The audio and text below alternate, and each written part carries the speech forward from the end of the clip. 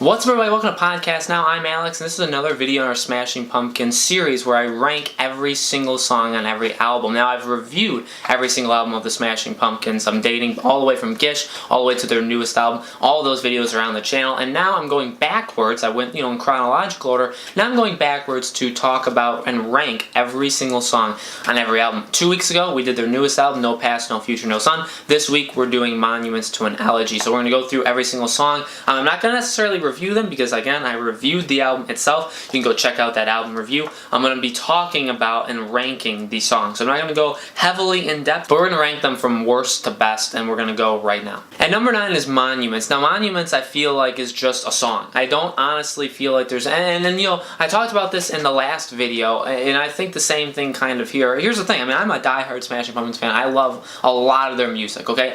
I honestly would say there's only a handful of bad songs that I will skip over or just flat out do not like that they have made. And I don't think there's any song on this album that even falls in that category. And there's no song on No Past, No Future, No Sun that falls in that category either. I think both of these albums don't have a necessarily terrible song and don't have a worst song. Monuments, though, if I were to rank it, I do think is my least favorite on this ranking. There's nothing that special about it. It's got the more electronic kind of thing that he was messing with in Monuments and even in Oceania. And I think Oceania did it really, really well. Monuments just has nothing like interesting about it. It's a shorter song. The lyrics, nothing really stands out about this song at all. It's just not interesting. I don't think it's a bad song. I just feel like it doesn't have a grab to it that a lot of the other songs, personally, I feel do. Like number 8 is Run to Me. Now, Run to Me is an interesting song. Here's the thing. Run to Me, I will say this, is the best song live on this entire album, okay?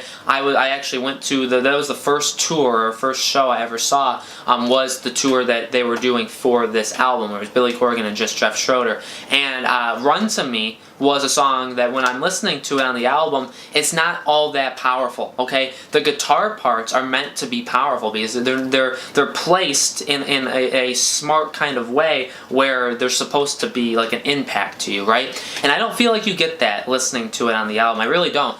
Maybe you do, but when you listen to it live, I feel like it's just got such a punch to it. Okay, and he's done it. Actually, I feel like he did Run to Me also when Jimmy Chamberlain toured with them back in like 2017 when he did the Marilyn Manson thing. I feel like they played Run to Me there too, and I just feel like it's got an extra power. It's more powerful when he plays it live than in here. That's what's holding it back. Okay, if this was live versions of the songs, Run to Me I honestly feel like would be my favorite song on the album because I think it's a fantastic song live. Just in the album, it doesn't have that much of a punch, and so it's kind of a more blandish song and it's kind of disappointing because it really should be better, and it is better. It's just I don't think they captured it as well as they could have on the actual album. The next two were singles, or were at least what they had put out before the album came out, and number 7 is Being Beige. Now, I don't think, this is kind of right here, the mark. Being Beige is not a bad song. I don't have anything negative to say about it. I think from 7 onwards, it's just which ones I like more. And this is just my ranking. But, Being Beige to me is the weakest, or I like the least of the next 6 songs after it. It's a solid song. I like his voice. The music video is a little strange, but I like his voice in it. I like the guitar work. It's an overall, I like the lyrics. It's a solid song. This was a song that they pushed for Monuments to an Elegy, and I don't think it was the greatest song, and I think, and Billy Corgan's even answered that before, I think the singles pick for Monuments was not the best picks in the world. I think they left out the best songs on it and they picked some of the weaker songs, and Billy Corgan even said like it wasn't even up to him. It was more the record label picking the songs for him. So I get that, and I think he even realizes that the songs that they picked were not the greatest songs, but you just live how it happened. And Being Beige is not a bad song. I just don't think it's the best song on here. And number 6 is a lot like that. It's also a song that they marketed quite heavily, and that's One and All. I like the song. It's got the nice guitar feel. It's got the nice, it sounds a lot in terms of the guitar. I talked about this 2 weeks ago. The guitar work, kind of being a more heavy song in your face with the guitar, is more like the Marchin' On and Seek and You Shall Destroy in their newest album. I think all 3 are kind of part of the same family. And One and All does it decently. I think it's a solid song. Again, the lyrics are good. The guitar work is solid enough. I don't think there's anything bad about it. And also, Tommy Lee did the drums for this, so all these songs have that very, very heavy drum feel. Some of the songs, I think it holds it back. Monuments, I feel like it holds it back. But I don't think the drum work elevates any song, which you can't always say. I feel like when you're talking about Jimmy Chamberlin, I feel like the drum work in some of the songs, especially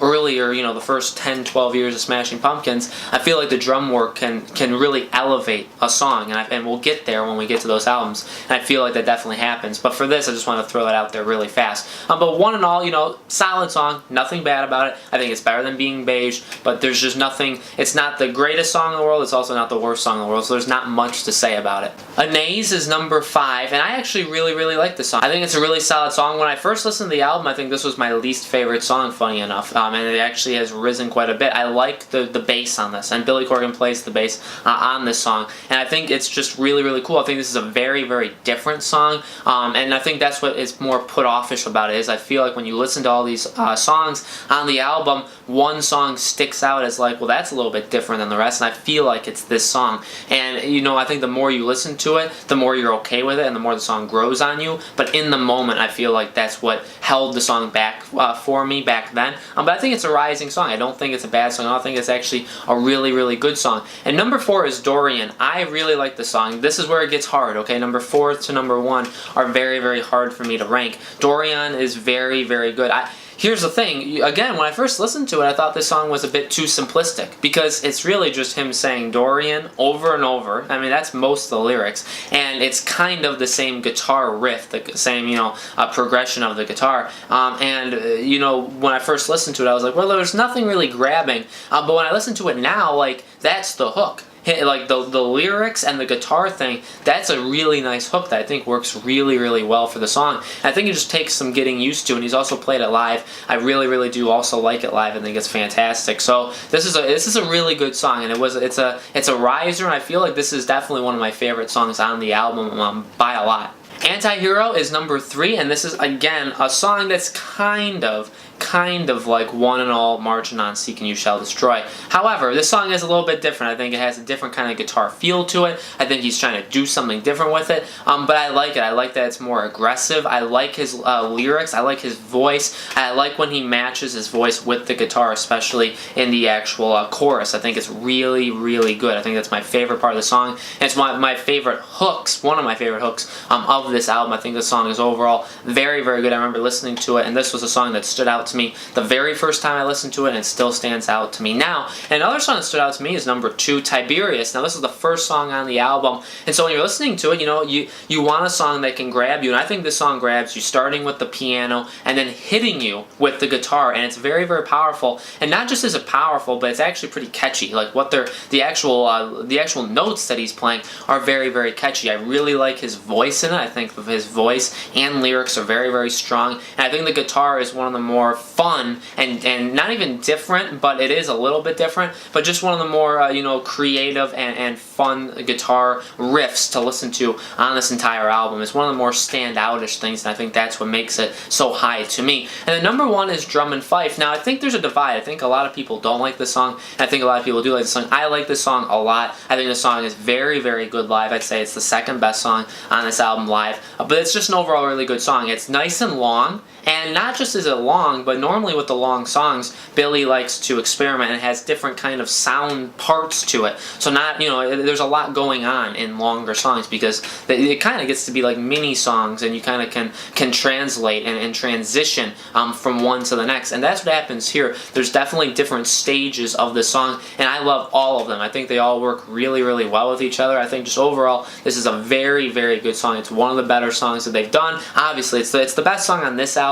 I think it stands up there with one of the better songs on their newest album. I think it stands up with one of the better songs on Zeitgeist and Oceania. So this is overall a very solid song made for the military members, so I think that's really cool. And that doesn't really influence it, but that's just like a cool added thing to it. And it helped him, I think it helped him kind of promote it, because he went on like morning shows and played the song, and they kind of had said it was for that reason. So I really like the song. So guys, let me know in the comments below, what are your rankings for the songs on Monuments to an Elegy? Again, these videos go up every other Sunday. We're going to be ranking every single song on every single album. So in 2 weeks, we're going to be going to Oceania and ranking every single song on that album. I'm very excited for that. I really love that album. So thank you guys so much for watching, and I will see you guys there.